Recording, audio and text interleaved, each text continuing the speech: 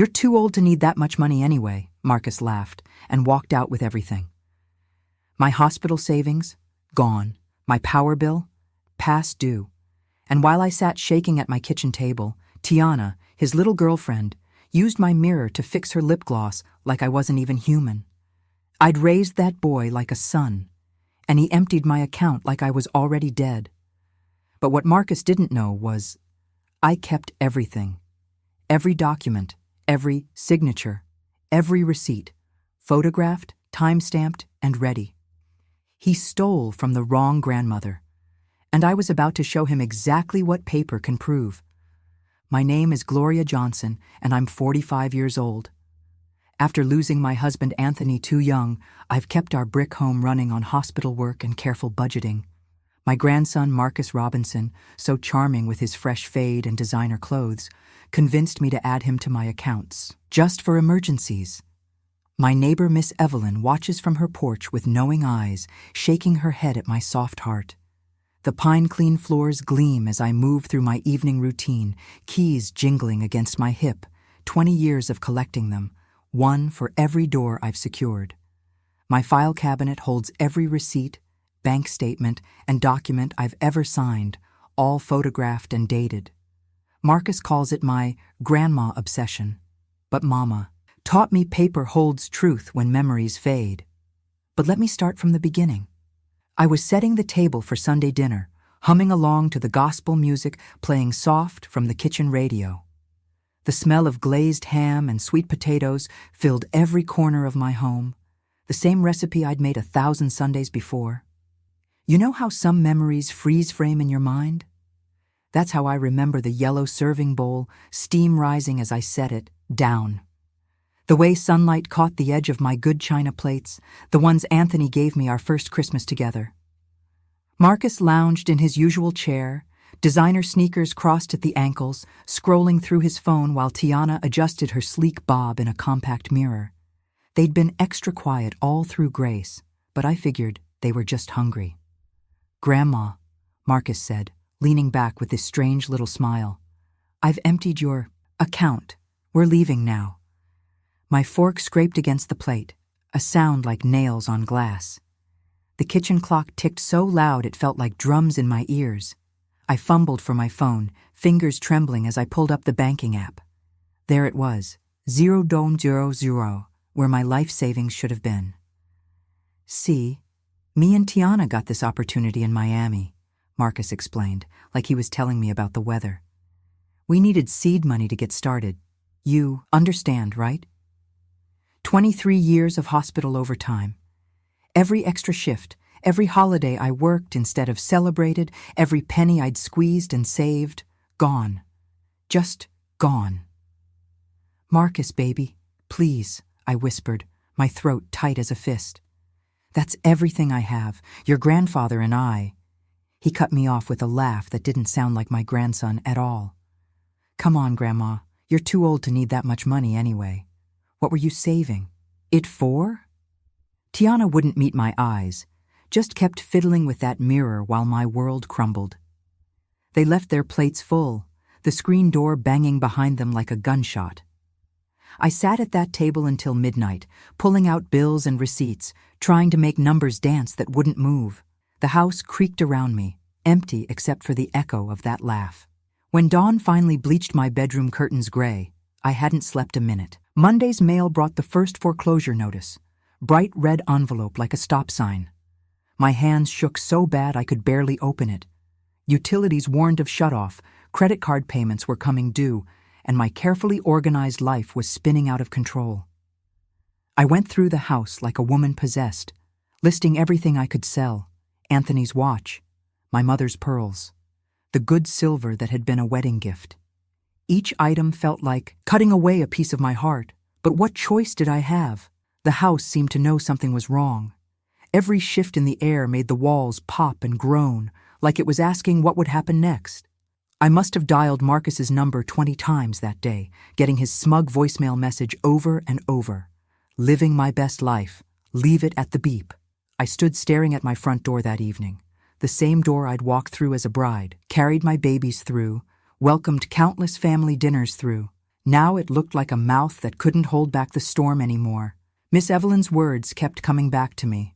If he's bold enough to steal, he's bold enough to slip. So I forced myself to be still, to watch and wait. He'd show his hand soon enough.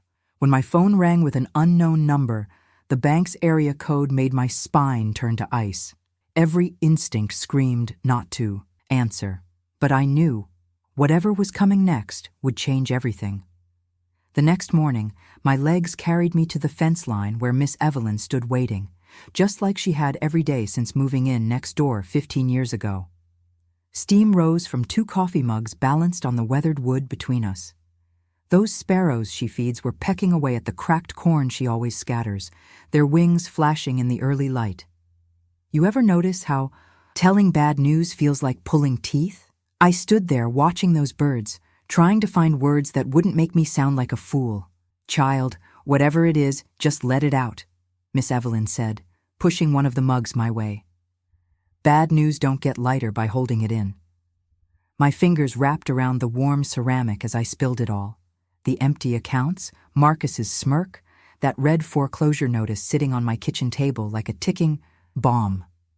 Through it all, Miss Evelyn just listened, those steady eyes behind her readers taking everything in. When I finished, she reached across and squeezed my hand. Her palm was warm and solid, like the earth itself reaching up to hold me steady. "If he's bold enough to steal," she said, voice low and certain, "he's bold enough to slip. You watch and wait." I spent that morning at Westwood Pawn, laying out the pieces of my life one by one. Anthony's gold watch, the one I'd planned to give Marcus when he turned 30. My mama's pearls that still smelled faintly of her perfume. The good silver that had graced every holiday table since my wedding day. The owner's offers felt like insults, but beggars can't be choosers, can they? The bank lobby was all gleaming marble and fake plants when I arrived for my 2 o'clock appointment. Assistant manager Daniel Perez had one of those nervous smiles that never quite reached his eyes. He kept blinking at his computer screen like he hoped the numbers would change.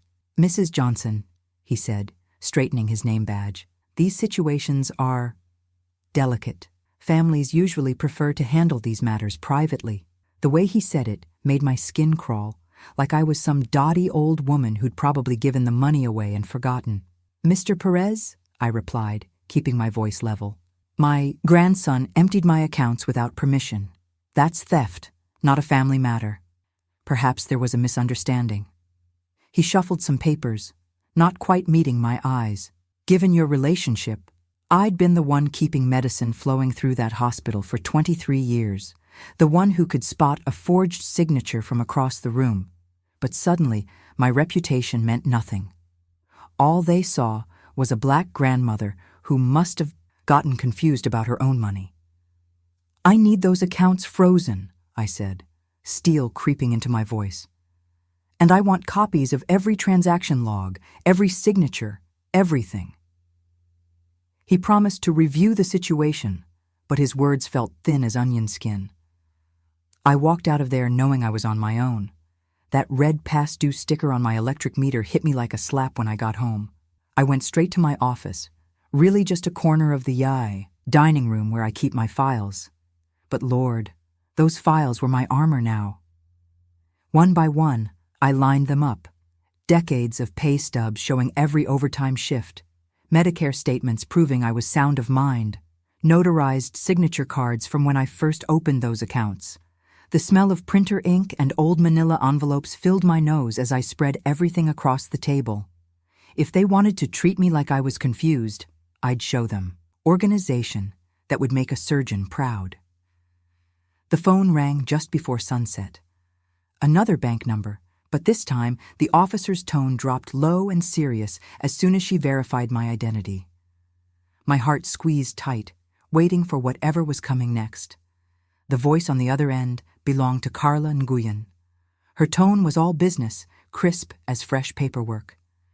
"Mrs. Johnson, I'm calling because our system flagged some irregularities. We have a loan application submitted under your name with signatures that don't quite match our records." My mouth went dry, that sharp metallic taste of fear coating my tongue. Through the phone, I heard papers shuffling, each rustle like sandpaper on my nerves. "The application was submitted yesterday afternoon," she continued. "Given your current mortgage situation, I felt it necessary to contact you directly." "What kind of loan?" I managed to ask, already knowing in my gut who was behind this. "A home equity line of credit." More papers rustled. "The signatures appear recent, but they're triggering our fraud detection protocols." My hand gripped the phone tighter. "And this new loan, it would be attached to my house?" "Yes, Mrs. Johnson. If approved, it would become additional debt against your property. Given the existing mortgage status—" She paused, probably reading the foreclosure warning on her screen. "Well, it would complicate things significantly." I grabbed the notepad I keep by the phone. Old habits from the hospital never really leave you. "I need the loan application number," I said, forcing my voice to stay steady. "And the timestamp it was submitted. Which branch received it?" You could hear the surprise in her slight pause. Most panicked grandmothers probably didn't ask for audit trails. "I can provide the loan number," she said slowly. "As for the other details—" I wrote down everything she gave me, my handwriting precise despite my shaking fingers. "I'll need copies of all the paperwork," I added, "and documentation showing who handled it at each step." "Mrs. Johnson," her voice cooled several degrees, "these situations involving family can get messy. We'll see what documentation can be released through proper channels." When the line went dead, the living room seemed to tilt sideways. My eyes found Anthony's photo on the mantel, him in his Sunday best, that gentle smile that always steadied me. I stared at it until the walls stopped moving. The couch caught me as my legs gave out. "I don't know if I can fight this storm," I whispered to the empty room. 23 years of night shifts, of stretching dollars until they screamed, of keeping everything running smooth as silk. And now here I was, watching it all slip away like water through my fingers. A knock at the door startled me. Miss Evelyn's familiar tap, tap, pause, tap pattern. When I opened up, that sharp, clean smell of her menthol balm drifted in with her. "You look like you've seen a ghost," she said, settling into the armchair that had been her spot for Sunday visits these past 15 years. "Worse," my voice cracked. "Marcus is trying to take out loans in my name now. The bank just called." She didn't react, just reached into her bag and pulled out a brochure, sliding it across my coffee table. "Legal Aid Society," the cover read in bold blue letters. "Baby," she said, those wise eyes holding mine. "Dignity is leverage. You use it, or they'll use you." My hand trembled as I picked up the brochure. The pen I found was nearly dry, but it left just enough ink to circle the phone number Miss Evelyn's finger pointed to. Outside, the streetlights were flickering on one by one as I dialed. A young woman's voice answered, efficient but kind. 2 days, she said. They could see me in 2 days. I wrote down the appointment time, each number feeling like another step toward either salvation or deeper heartbreak. Thunder jolted me awake Wednesday morning, and my eyes went straight to the kitchen calendar. 28 days. The red circle around auction day seemed to pulse like a warning light. I'd marked it the moment that notice arrived, and now each morning felt like sand slipping through an hourglass I couldn't flip. The storm matched my mood as I hauled out my filing cabinet's bottom drawer. You know how some folks call you paranoid for keeping every scrap of paper?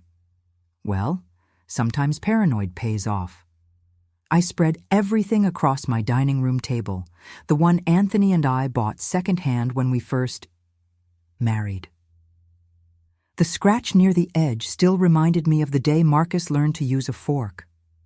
I worked like I was prepping for surgery, just like my hospital training taught me. Driver's licenses going back 15 years, copied.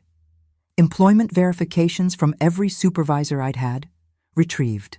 Bank statements showing my careful habits, printed. My phone's camera clicked steadily as I photographed each page, making sure the timestamp showed clear. As day. The folders lined up like soldiers. Income, thick with overtime slips. Health, proving I was sharp as ever. Signatures, known. Every legal document I'd touched. and Marcus Access, thin but damning. My hands shook a little labeling that last one. Funny how betrayal can fit in such a slim manila envelope.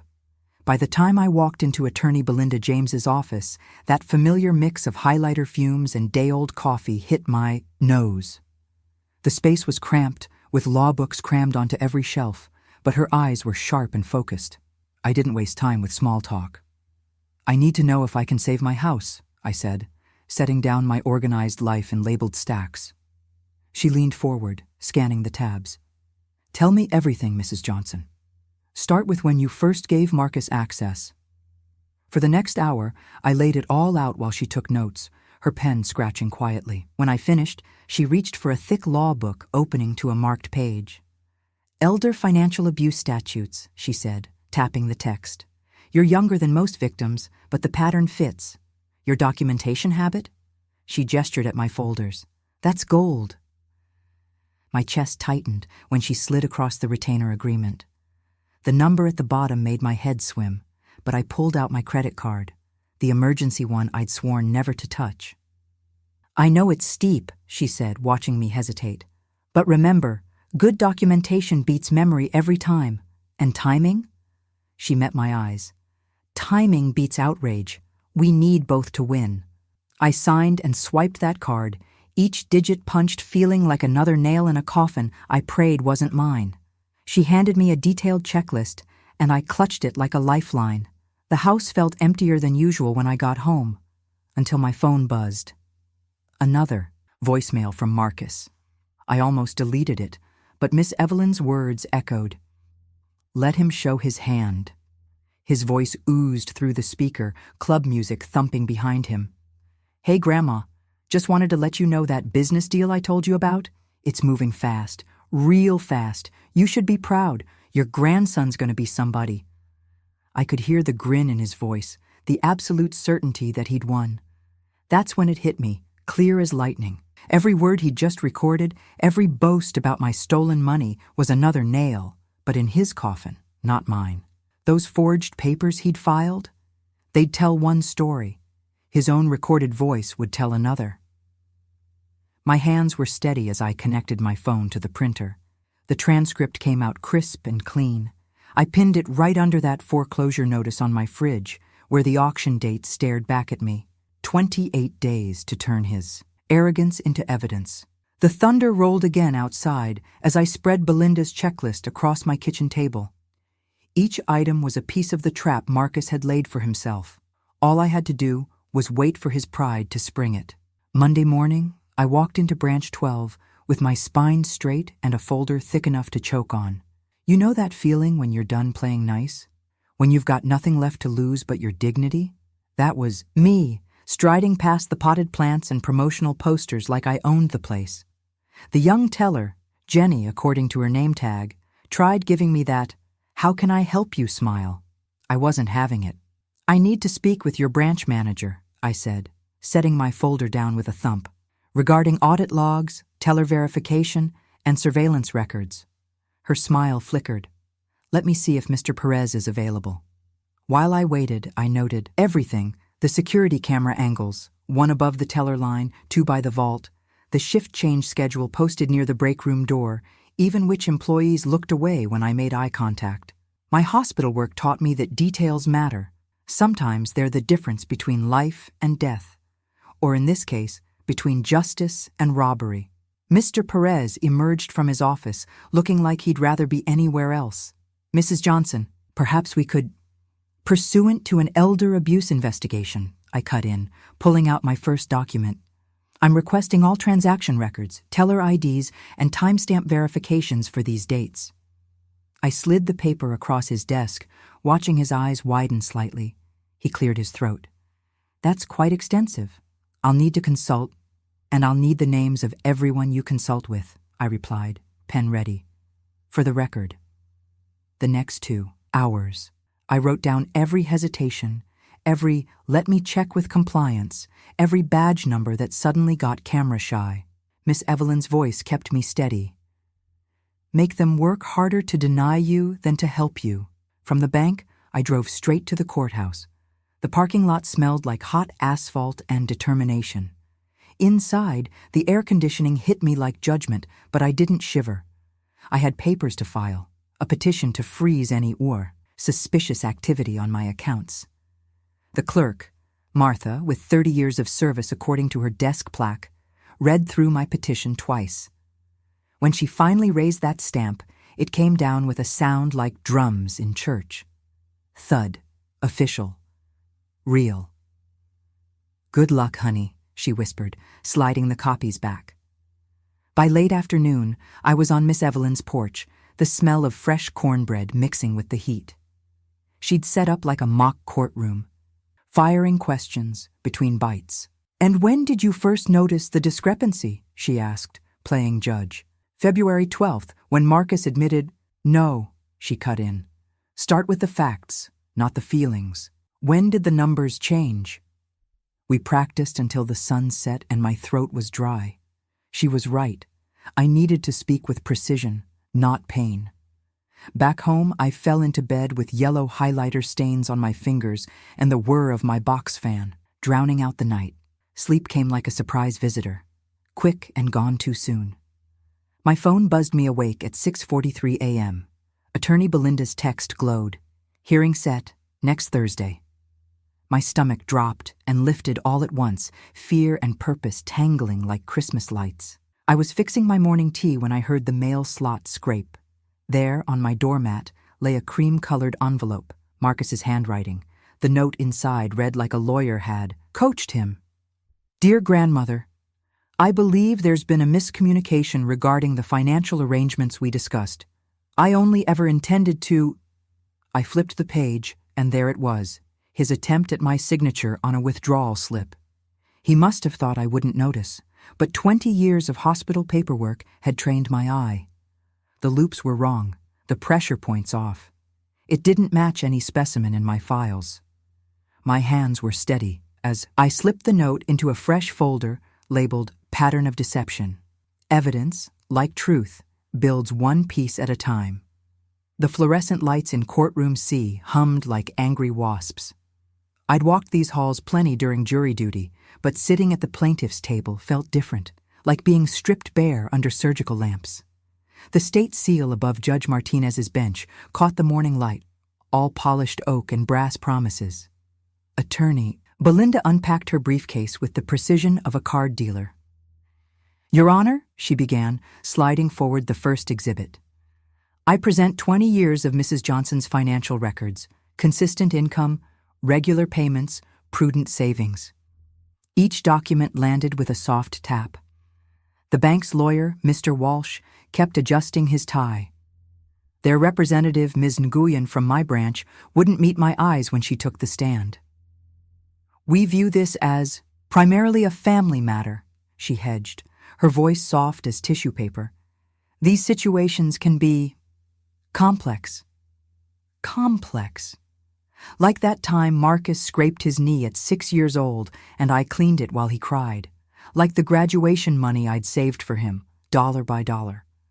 Like watching him drain my account while calling it love. Judge Martinez peered over his reading glasses. "Mrs. Johnson, isn't it possible you gave your grandson informal consent? Family dynamics can be fluid." The air went thick as molasses. I felt it pressing on my lungs, trying to steal my voice. But Miss Evelyn's words floated up. "Dignity is leverage, baby. Use it." I straightened my spine. "Your Honor, I can tell you exactly when consent began and ended. February 1st, I authorized emergency-only access. February 12th, at 6:43 p.m., Marcus announced he'd emptied my accounts. I have the ATM timestamps, the branch records, and every signature he forged after I revoked access." The judge's expression didn't change. Doubt hung like cigarette smoke in the air, that special kind reserved for older women who must be confused. When he called a 15-minute recess, my hands were shaking so bad I nearly dropped my phone. But that tremor turned to steel when I opened Marcus's Instagram feed. My finger hit screenshot so hard it hurt. I checked the Timestamp against my ATM records. Perfect match. He'd posted that the same hour he'd drained another $5,000. A new email notification popped up from someone named Jasmine Torres. Hi, Mrs. Johnson. I'm Tiana's old roommate. Thought you should see these public posts. I'm sorry this happened to you. Attached was a Twitter thread where Marcus and Tiana joked about their investment strategy. Marcus had written, "Why let old inventory collect dust? Time to liquidate these assets for far old inventory. Is that what I was? The woman who'd warmed milk for his midnight fevers? Who'd taught him to count using cookie dough drops? But this wasn't about memories. This was about evidence." I forwarded everything to Attorney Belinda, typing quickly. Arrogance Exhibits AE. All public posts, no private messages. Timestamps match withdrawals. The hallway clock struck noon, its chime echoing off the marble walls. I watched the minute hand tick forward, wondering if Judge Martinez would finally catch the scent of what was burning here. Not just my savings, but every bridge Marcus had built his lies upon. You know what they say about pride before a fall? Sometimes it leaves a digital trail. The bailiff called us back in, and I gathered my strength. Time to show the court what family dynamics really looked like when the mask came off. When we filed back into courtroom C, Marcus had brought reinforcements. Two guys I'd seen at cookouts, Dion and Tyler, sat in pressed shirts looking like they'd rehearsed their lines. Mrs. Johnson definitely told us she was helping Marcus start his business, Dion testified, hands folded like he was in Sunday school. Said she wanted to see him succeed before she got too old. My stomach clenched. I'd served that boy seconds of my sweet potato pie. Last Christmas, watched him scrape the plate clean with a smile. Now, here he was, serving lies instead. Tyler nodded along. She was real proud, talking about Marcus being an entrepreneur and all. Said the money was a gift. A snicker rippled through the gallery. I caught whispers behind raised hands. These old folks always forget what they promised. Heat crawled up my neck like poison ivy. But Attorney Belinda didn't rush. She let them talk, themselves breathless, then stood with the patience of a spider who'd spotted a thread about to snap. Your Honor, I request judicial notice of Exhibits F through K. She gestured to the courtroom screen. Screenshots from the defendant's public social media, matched with ATM withdrawal logs and bank timestamps. The first image popped up. Marcus lounging poolside, that champagne bottle catching light. Timestamp, 2:14 p.m., February 15th. Note, the caption, Your Honor. Flipping dead money into living dreams. Belinda's finger traced down to the ATM record. This withdrawal of $5,000 occurred 17 minutes after that post. Marcus's cocoa brown face went ashen. I watched his Adam's apple bob as she pulled up the next exhibit. Now, this loan application bearing Mrs. Johnson's forged signature? Belinda highlighted the timestamp. Filed at 2:31 p.m., exactly when Mr. Robinson was documenting his celebration online. The bank representative, Ms. Nguyen, straightened like she'd been shocked. Her eyes darted to the compliance policy now displayed. All signature verifications must include in-person identification and... The room's energy shifted like a current changing direction. Even Dion and Tyler wouldn't look at Marcus now, but Judge Martinez's face stayed blank as a fresh sheet of paper. Then Marcus laughed. That same dismissive chuckle from my dining room table. The sound hit me like ice water down my spine. What was I doing here? Maybe I should settle for whatever kept the lights on, stop fighting the tide of time and disrespect. My grip tightened on the table edge until my knuckles ached. That's when I caught Miss Evelyn's eye in the back row. She lifted her chin a fraction, set her jaw like granite, and suddenly I could smell Anthony's aftershave, feel his calloused palm covering mine the day we bought our house. This is our foundation, he'd said. Built brick by brick, paid fair and square. I pulled air deep into my lungs until my ribs stopped their trembling. Then I nodded to Attorney Belinda, giving her the green light for what we'd prepared last. But before she could speak, Judge Martinez cleared his throat. Given the new evidence presented, this court will recess until Friday at 9 a.m.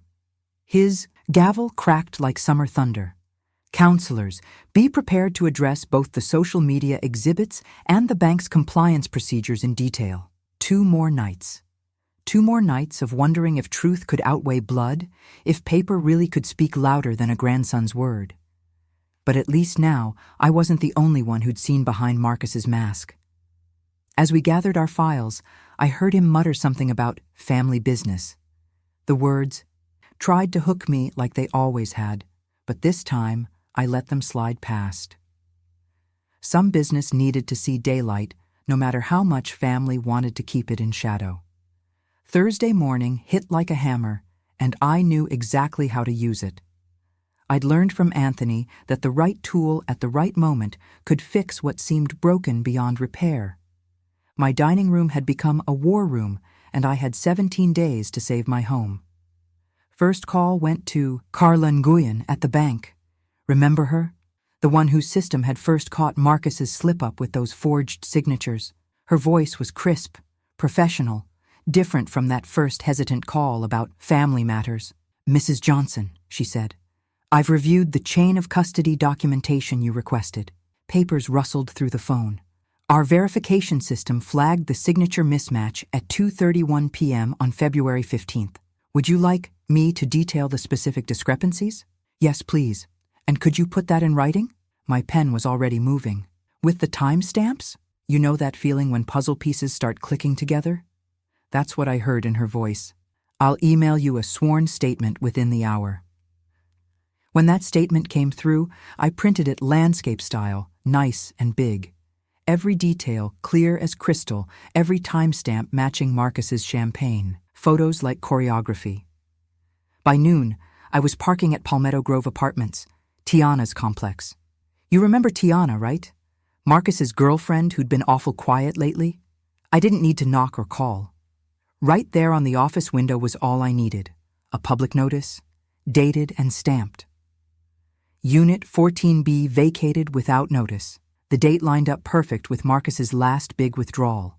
I snapped photos through the glass, making sure to catch that date stamp, clear as day. Funny how people running games always leave breadcrumbs, isn't it? Back home, my dining room table disappeared under what Miss Evelyn called my truth map.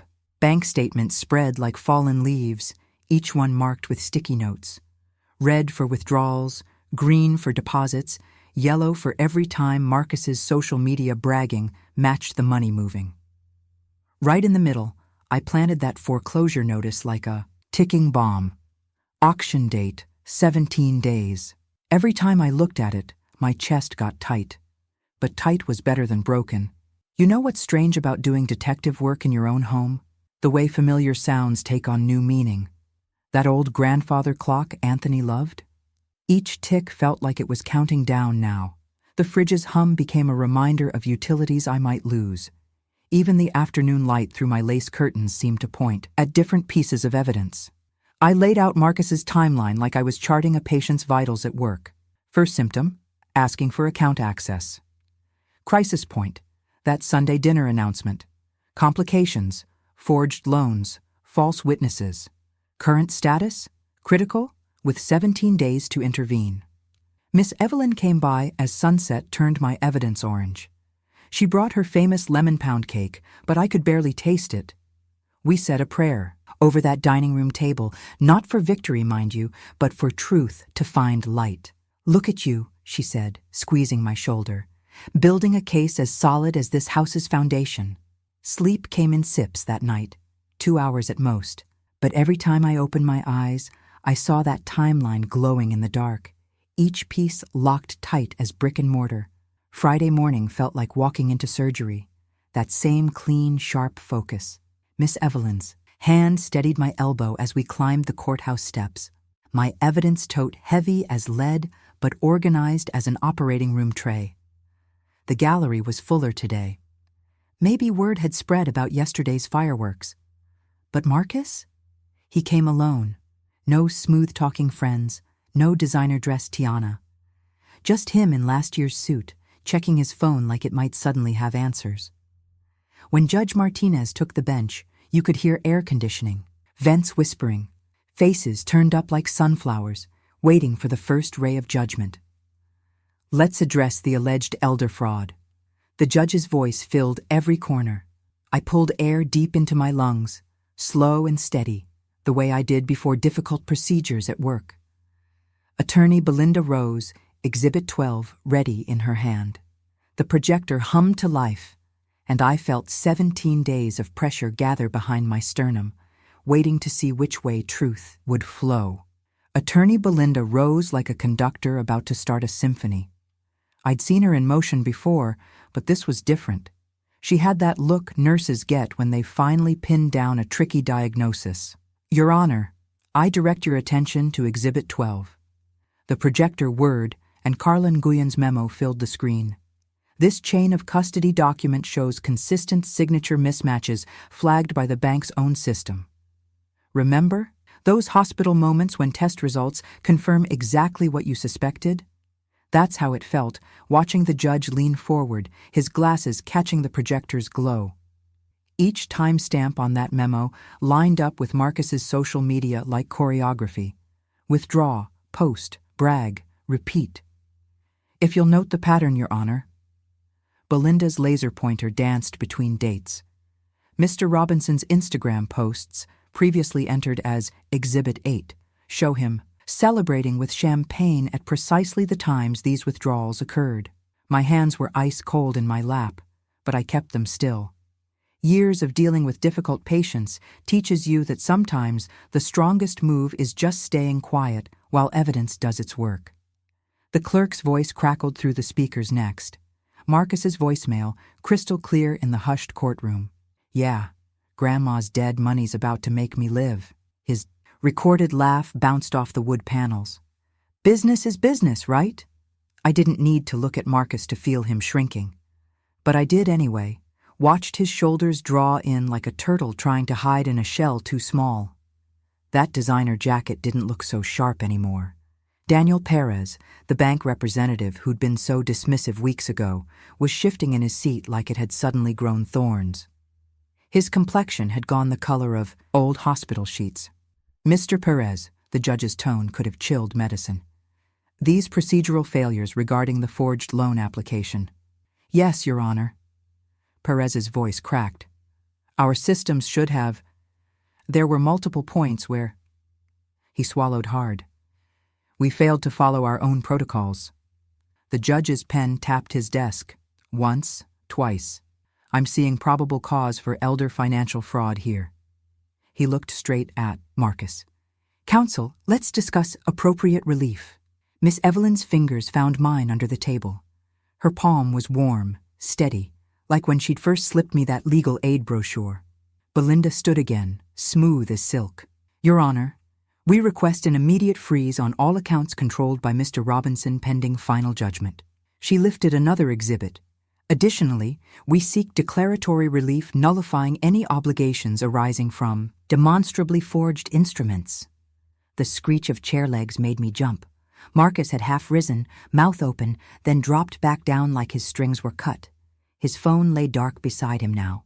No one was answering his texts anymore. You ever stood in the path of a summer storm, waiting for that first crack of thunder? That's what it felt like, watching the judge leaf through our evidence pile. Every page turn echoed in that silent courtroom. Finally, he closed the folder. I'll take this motion under advisement. His gavel tapped. 15-minute recess for ruling. The surge of hope in my chest felt like that first breath after being underwater too long. Miss Evelyn squeezed my hand once more, and I remembered what she'd said about dignity being leverage. Looking at Marcus's slumped shoulders, I knew she'd been right. All rise, the bailiff called. As people shuffled to their feet, I caught my reflection in the window, tired but straight-backed. Anthony would have been proud of how I was fighting for our home. The judge's chamber door clicked shut, and the countdown to his return began. The hallway's industrial air conditioning hit me like a blast from the morgue wing, carrying that familiar mix of lemon cleaner and musty court papers. After 20 years in hospitals, you learn to read a lot in how people move when they're waiting for news. Marcus was doing that anxious patient pace, 3 steps, pivot, check phone, repeat. His fancy sneakers squeaked against the polished floor with each turn. You know what's funny? Standing there, watching him try to reach Tiana for the dozenth time, I remembered how he used to run to me with skinned knees when he was little. Now here we were, and the wound he'd made was in my life savings instead. Carla Nguyen caught my eye from her spot by the water fountain. The bank officer gave me a small nod, not the dismissive kind from our first meeting, but something closer to respect. Amazing how proof can change people's perspective, isn't it? I pulled out my folder one more time, though I knew every page by heart. The relief requests were paper-clipped in order: account freeze, loan nullification, damages hearing. Below that sat a list of news contacts Belinda had prepared, just in case the ruling went our way. And at the bottom, highlighted in sharp yellow, was the motion to stay the foreclosure proceedings. 17 days. That's all I had left before auction if this didn't work. I closed my eyes for a moment, feeling the weight of my wedding ring. "Thank you, Anthony," I whispered. He always said I was stubborn as an oak tree. Funny how what used to drive him crazy had become my shield. The hallway's double doors creaked, that sound every patient hates, the one that means results are coming. "All rise," the bailiff called, and we filed back in like soldiers returning to the field. My heart was doing that flutter it gets during tough night shifts, but I kept my spine straight as I walked to our table. The judge settled into his chair, adjusting his glasses with careful precision. Having reviewed the evidence presented, he began, and my fingers found the edge of the table. "This court finds sufficient cause to grant a preliminary freeze on all accounts controlled by Mr. Marcus Robinson, pending final determination." The air rushed out of my lungs like I'd been holding it for days. My knees went soft, and Miss Evelyn's hand found my elbow, steady as always. "Furthermore," the judge continued, "we'll schedule an evidentiary hearing regarding the allegedly forged obligations within 48 hours." He looked directly at Marcus. Given the serious nature of these allegations and the preliminary findings, all foreclosure proceedings are stayed pending final judgment. The foreclosure clock, that nightmare timer that had been ticking in my head for weeks, suddenly stopped. I clutched my tote bag tighter, blinking hard against the sting in my eyes. Crying could wait. Right now, I needed to focus. I glanced over at Marcus. He was staring at the floor like it might open up and swallow him. His phone buzzed again in his hand. Probably another reporter, not Tiana. They'd been sniffing around since the filing went public. My own phone vibrated in my pocket. I didn't need to check to know it was that Channel 4 reporter who'd been leaving messages. But Belinda had been clear. No comments until every paper was signed and every I dotted. Some stories need to wait until they're fully cooked. "Ms. Johnson," the judge said, making me snap to attention, "your counsel has presented a compelling preliminary case. We'll reconvene at 9 a.m. on Monday for the evidentiary hearing regarding the loans. I expect all parties to bring their full documentation." "Yes, Your Honor," I replied, my voice steadier than I felt. The gavel cracked like thunder, and just like that, the freeze was real. The foreclosure was paused, and Marcus, my own grandson who'd thought me too old to fight back, was about to learn what hospital work teaches you about patience, precision, and playing the long game. I sat at my kitchen table before sunrise, steam rising from my third cup of coffee, while I lined up the final exhibits like soldiers.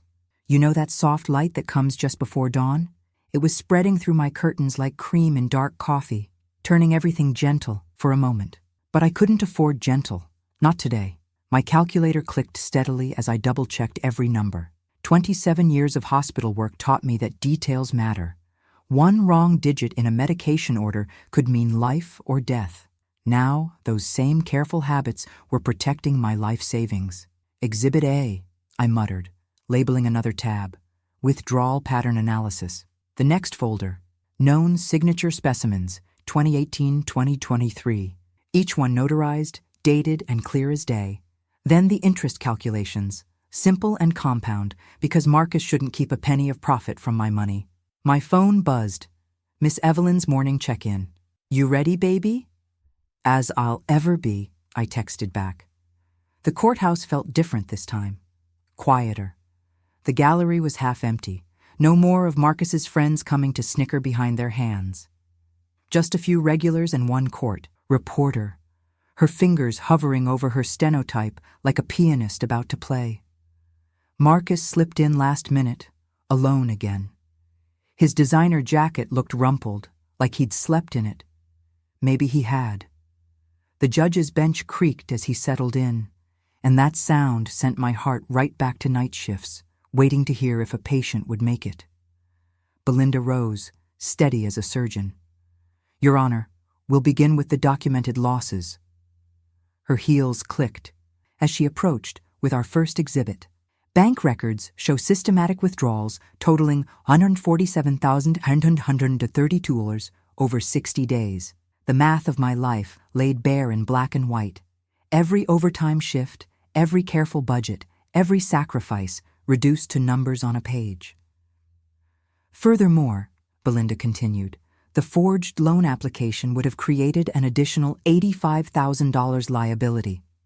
She presented the signature analysis like she was handling evidence at a crime scene. Note the discrepancies in pressure points and letter formation. I watched Marcus shift in his chair. He'd been so sure I'd just roll over, let him walk away with my future.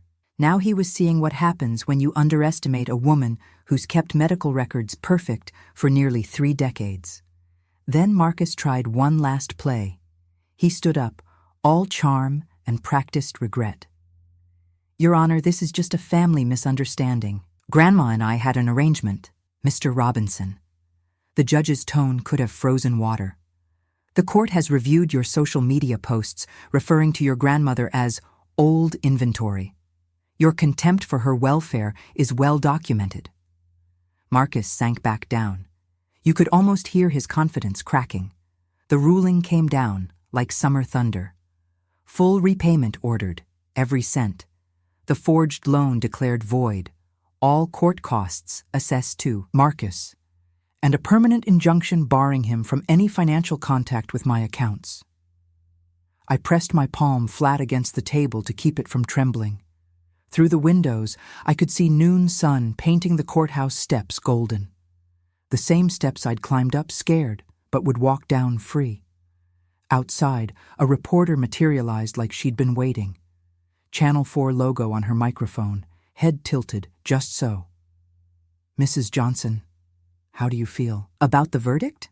I thought about Anthony, about dignity being its own kind of revenge. "No comment," I said, and kept walking. Later that evening, sitting at my laptop with Miss Evelyn, I saw the headline pop up, "Grandson convicted of elder fraud." There was Marcus's graduation photo, the one where he looked so promising, next to the courthouse sketch of him slumped at the defense table. My kitchen felt different now. The familiar hum of my refrigerator wasn't threatening anymore, just the steady breath of home. I ran my fingers over the manila envelope, holding the certified order, my roadmap back to stable ground. "Your deeds still in that drawer?" Miss Evelyn asked, nodding toward the cabinet where I kept my important papers. "Right where it belongs," I said, feeling the weight of victory settle around my shoulders like a warm shawl. The bank lobby hadn't changed, but I sure had. No more hesitation in my step as I approached the desk where this mess started. Daniel Perez didn't quite meet my eyes as he processed the court order. Funny how respect shows up late sometimes, isn't it? "Your accounts will be fully restored by end of business today, Mrs. Johnson," he said, sliding papers across the polished wood. "We've already initiated the freeze on Mr. Robinson's linked accounts for repayment processing." I signed where indicated, each stroke of the pen feeling like setting another brick back in place. The fraudulent loan paperwork came next, big red stamps declaring void across every page Marcus had defiled with his forgeries.